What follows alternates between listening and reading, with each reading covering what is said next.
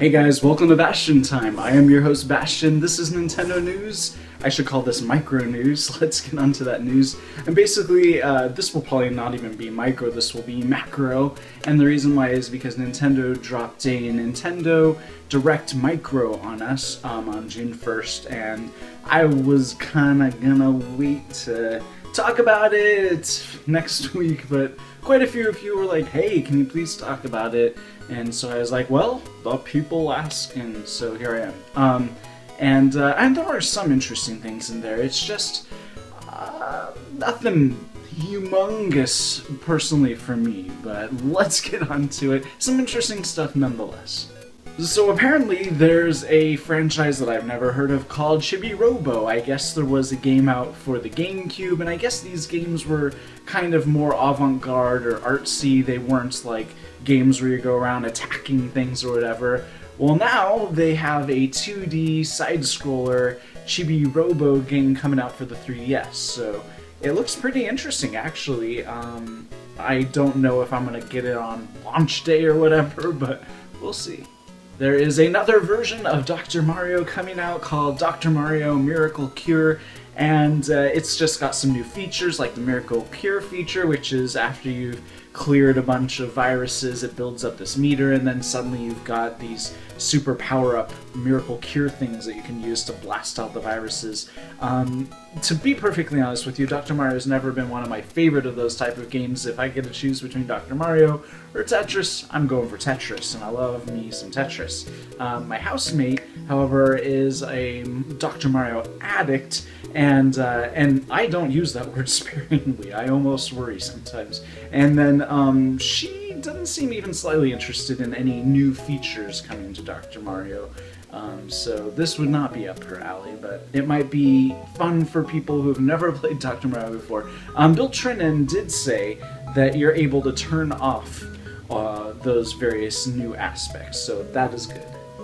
Pokemon Super Mystery Dungeon is coming out this winter, no specific release date yet for the Americas, but in it you will be able to encounter every Pokemon that has ever existed. That's impressive. Just shoving all of that into one game is crazy, but impressive. So I'm not a fan of, I feel like I'm pooping on all of the games. I'm not a fan of Mystery Dungeon games. I always feel like if the dungeons aren't designed by a human being, if they're just laid out by the computer, it's not a fun experience for me. It never feels like a real dungeon or whatever. Like there was a Mana game. I love me some Mana games, but there was a Mana game called Children of Mana that had a mystery dungeon sort of thing where the computer just automatically generates the dungeon by itself, and it just always felt repetitive and not fun.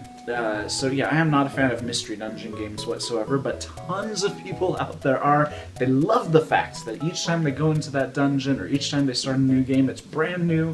They love that aspect, and that's cool for them, it's just not for me. A new Mario and Sonic at the Olympics game has been announced. This will be for the 2016 Olympics, and it's exactly what you expect. No big surprises here. It's coming out for both the 3DS and the Wii U, and the Wii U one will have one event that the 3DS one doesn't, and the 3DS one will have an event that the Wii U one doesn't, because money, profits, that way you buy both of them. But the best news of all is Bravely Default's sequel, Bravely Seconds, is definitely 100% coming out in North America, but in 2016, so we've got a long ways to wait. But I mean, we all knew this was going to happen. Bravely Default sold extremely, like mind-bogglingly well. Square Enix said they had no idea that Bravely Default was going to be so popular. They had no idea. Basically, in case you didn't know, Bravely Default was originally going to be a sequel to a game that did not sell well at all,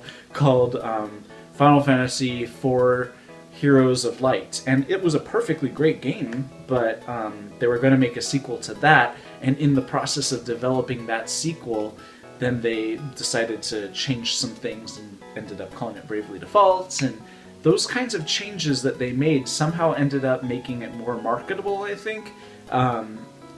Strangely as it seems, taking out the words Final Fantasy somehow made it more marketable, but in any case, I am super stoked. This is the game that's at the top of my list as far as future 3DS games that we know that are coming out, this is the one that I'm waiting for, and I cannot wait for it. But I just wanted to talk a little bit about how interesting and unique this Nintendo Direct was. In it, we had no presentation by Iwata, which I always find him charming, but a little difficult to understand sometimes. And we had no presentation from Reggie, and this is going to be blasphemy for some of you, but thank goodness. Reggie, I'm sure, is a perfectly nice guy. He just doesn't always come off as friendly in front of the camera. He always seems a little menacing. I don't know what I'm saying here right now. I've had a little too much caffeine. But the point is, I never feel like Reggie is a very friendly, engaging presenter. I feel he's a little stiff and a little mean. So Bill Trinen is the perfect choice. They should always just do Bill Trinen for Directs, Nintendo Directs. He comes off as intelligent and smart and friendly and nice, and he should be the face of Nintendo Directs in the US from now on.